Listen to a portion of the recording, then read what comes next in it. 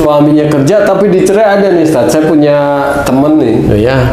Dia ini Aneh nih maksudnya. dia ini buka usaha Ustaz. Buka usaha, kemudian untuk kekurangan modal dia pinjam ke bank.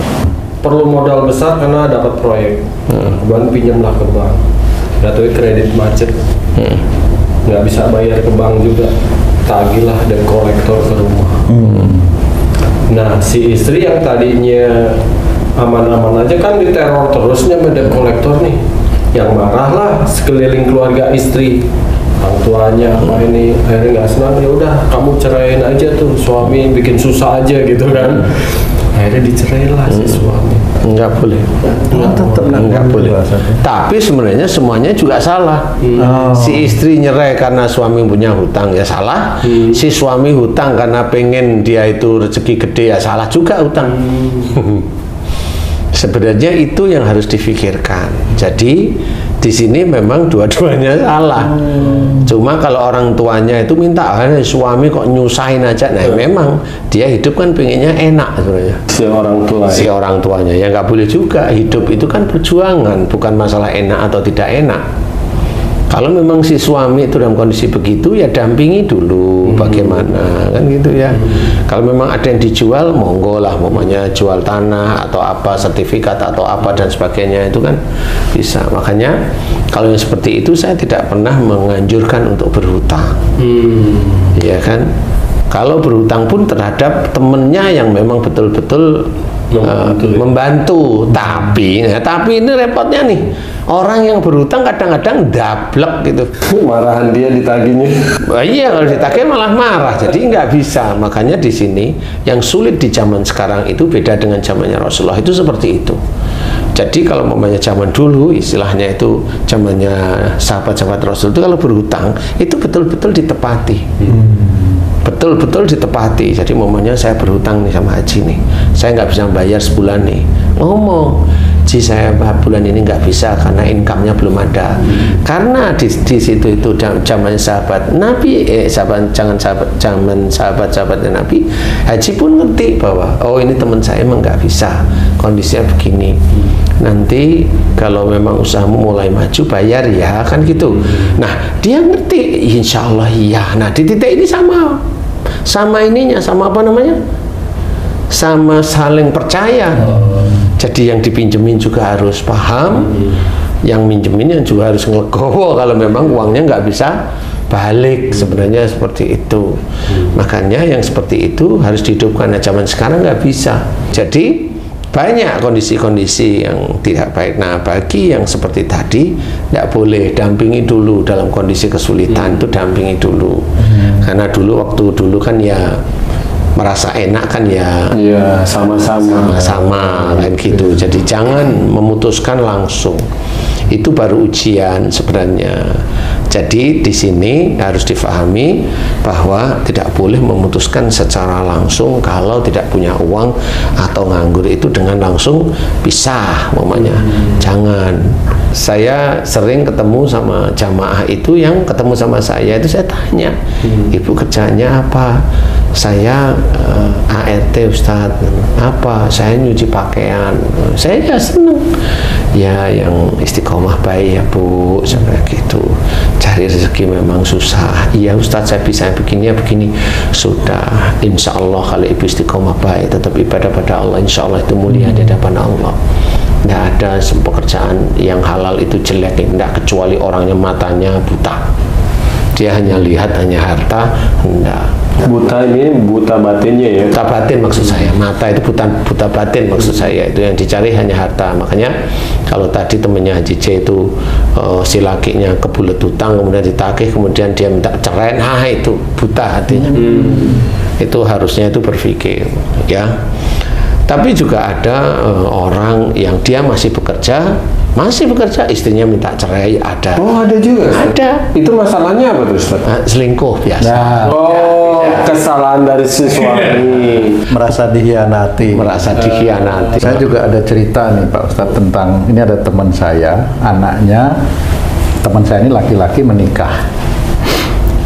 Nah, ini ini teman saya ini selalu curhat sama saya. Itu anaknya yang sudah menikah yang laki-laki itu nggak pernah tetap bekerja di satu tempat gitu Pak Ustadz, selalu pindah-pindah, sehingga teman saya ini pikir kasihan istrinya yang ini apa namanya istilahnya banting tulang lah gitu. Oh, membantu ekonomi keluarga. Iya. Itu salah apa itu anaknya teman saya kepada teman saya itu sebenarnya, kok bisa dia nggak bisa tetap bekerja di satu tempat itu Pak Ustadz? Itu macam-macam yang sering saya alami dari orang yang mendatangi saya, itu macam-macam. Yang nomor satu adalah si anaknya temenmu itu termasuk keras kepala orangnya. Suaminya nih. Saya pernah tanya itu, kenapa katanya kok anakmu enggak itu? Katanya di tempat kerjanya dia enggak dihargai gitu Pak Ustadz. Oke, terus di tempat yang lain gimana? Dia seperti dianggap seperti jongos tuh, apa ya jongos? Iya, pembantu, disuruh sana suruh sini gitu. Padahal pendidikannya kan maaf dia agak tinggi sarjana lah seperti itu Pak Ustadz. Nah itu kesalahannya apa sama orang tuanya itu Pak Ustadz? Nah biasanya si anak laki ini biasanya salah satunya adalah dahulu dia dimanja sama orang tuanya bisa. Yang kedua orang tuanya memang mirip. Jadi sifatnya yaitu tinggi hati. Agak tinggi hati, jadi dia ingin sekali itu dipandang oleh orang lain. Dia ingin dipandang oleh orang lain. Ingin dipandang itu gimana ya? Kalau memang dia jabatan di situ, ya dia pengen aja di situ. Jadi orang itu harus menghormati dia, walaupun dia nggak ngomong ya. Tapi kelihatan dari gestur, omongan itu kan kelihatan. Iya, mirip. Nah, di titik itulah nanti Allah membalas itu ya melalui anaknya itu. Itu cara Allah aja. Sehingga nanti dengan kondisi begitu orang tuanya akan lihat, nah kan benar anakmu aja kerja nggak bisa, dia akan kemana-mana, pergi lagi ke sana ke sini. Nah itu karena apa? Karena sama dulu orang tuanya juga nggak puasan dia inginnya dilihat. Nah akhirnya anaknya juga punya prinsip, kerja di sini ini gini kerja di sini kayak jongos gini lah, kan dia mikir dia sendiri. Makanya belajar bagi mbak-mbak yang punya suami yang kayak tadi, dimintalah bekerja. Kalau suaminya tahu dia udah berusaha, kemudian bekerja, kemudian dari sekian tahun kemudian di PHK, kemudian dilihat PHK-nya kenapa, perusahaannya bangkrut, ya nggak usah. Karena bagi wanita-wanita yang bekerja yang diizinkan oleh suaminya dan dia tetap bantu suaminya, insya Allah ini mulia.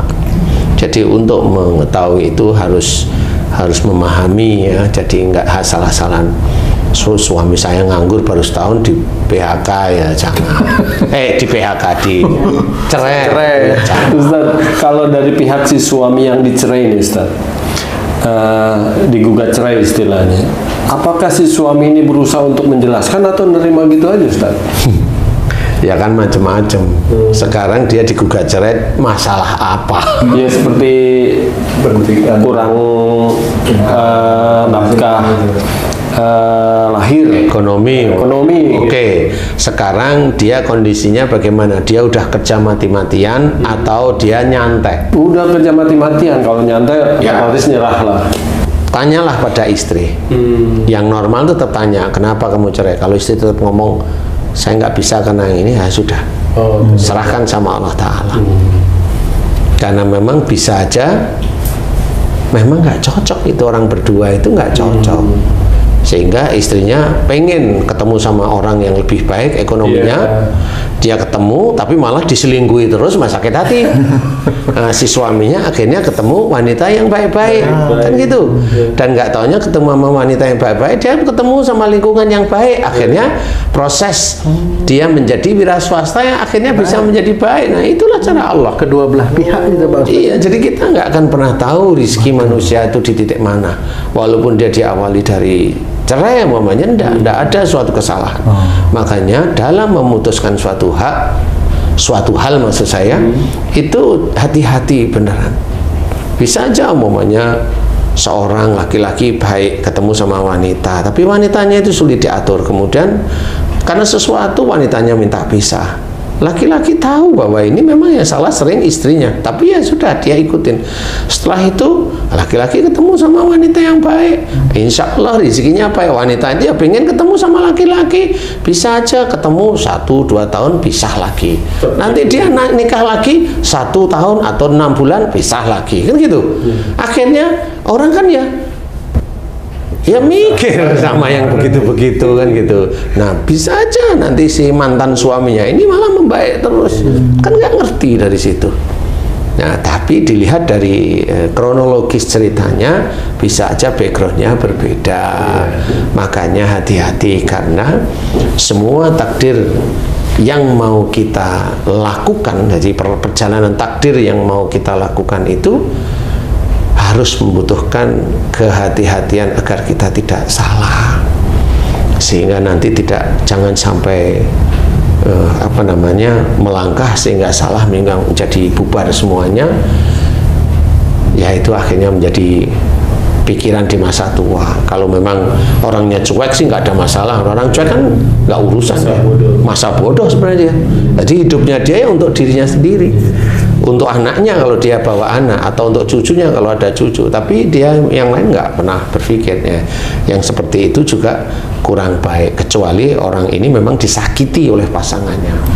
Kemudian dia kalau orang dia sakiti, dia biasanya nggak ingin berpisah, dia tetap diem. Nah, nanti yang misahkan ya orang yang nyakiti biasanya seperti itu. Nah, dia nanti yang boleh diem, inilah malah yang diberikan jalan oleh Allah Ta'ala biasanya yang baik. Insya Allah biasanya seperti itu. Makanya kenapa saya senantiasa mengajarkan mengalah aja nggak apa-apa kok. Karena dari mengalah itu belajar untuk kesabaran, belajar untuk lebih taat, belajar untuk tidak marah, belajar untuk menerima takdir walaupun itu saat itu tidak enak. Tapi di titik itu Allah tahu kalau memang di titik itu kita itu ikhlas, kemudian tetap berusaha, nanti Allah akan memberikan jalan. Apalagi kita tidak meninggalkan Allah, tidak meninggalkan sholat, tidak yang macam-macam lah ya, tidak kita tinggalkan. Jadi benar-benar ada Allah di dekat kita, di hati kita ada iman, insya Allah Allah akan memberikan jalan. Jadi jangan gampang untuk menceraikan pasangan siapapun juga, ya kan? Nah, jadi kita harus belajar jangan memutuskan sesuatu dengan nafsu. Putuskanlah sesuatu itu dengan memakai kesabaran, sholat, syariat Islam, keimanan, orang-orang yang bijak, yang benar-benar faham. Jadi baru itu nanti dipikirkan, sehingga jangan sampai nanti kita sendiri yang malah salah jalan. Insya Allah seperti itu. Mudah-mudahan bisa menjadi manfaat bagi sedulur beriman yang lain. Amin. Wallahu a'lam. Alhamdulillah.